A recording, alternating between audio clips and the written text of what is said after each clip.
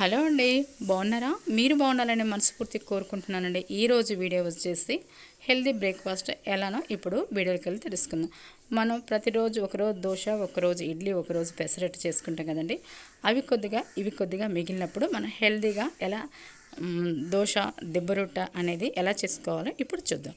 నేను ఒక కప్పు బియ్యపిండి, ఒక కప్పు పెసరపిండి, ఒక స్పూను రాగిపిండి ఇవన్నీ వేసుకొని తగినంత సాల్ట్ వేసుకొని బాగా కలుపుకొని పావుగంట పక్కన పెట్టుకున్నానండి. చాలా హెల్తీగా ఉంది. చాలా బాగా ఆకలి అయిన టైంలో ఇవన్నీ ఉన్నప్పుడు చక్కగా వేసుకొని మనం తినొచ్చండి. హెల్తీగా కూడా ఉంటుందన్నమాట. చాలా టేస్టీగా ఉంటుంది. ఇవన్నీ పక్కన పెట్టుకొని స్టవ్ వెలిగించి ప్యాన్ పెట్టి చూడండి ఇలా పోసుకోవాలి. బాగా పలచంగా కాదు, బాగా మందంగా కాదండి, ఇలా మీడియంగా ఉండాలి ఈ దోశ.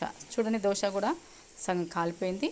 నేను జీలకర్ర వేసానండి. జీలకర్ర నేను అన్నిట్లో బాగా వాడతాను, ఎందుకంటే అరుగుదలకి చాలా మంచిదనమాట. అరుగుదలని ఇస్తుందనమాట. జీలకర్ర చాలా మంచిది.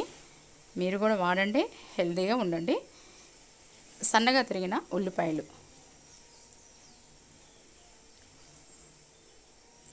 తురిమిన క్యారెట్, సన్నగా తరిగిన పచ్చిమిర్చి, సన్నగా తరిగిన కొత్తిమీర అండి. మూత పెట్టుకొని మీడియం ఫ్లేమ్లో కాల్చుకొని వేడి వేడి హెల్దీ దోశ రెడీ అయిందండి. నచ్చితే లైక్ చేయండి.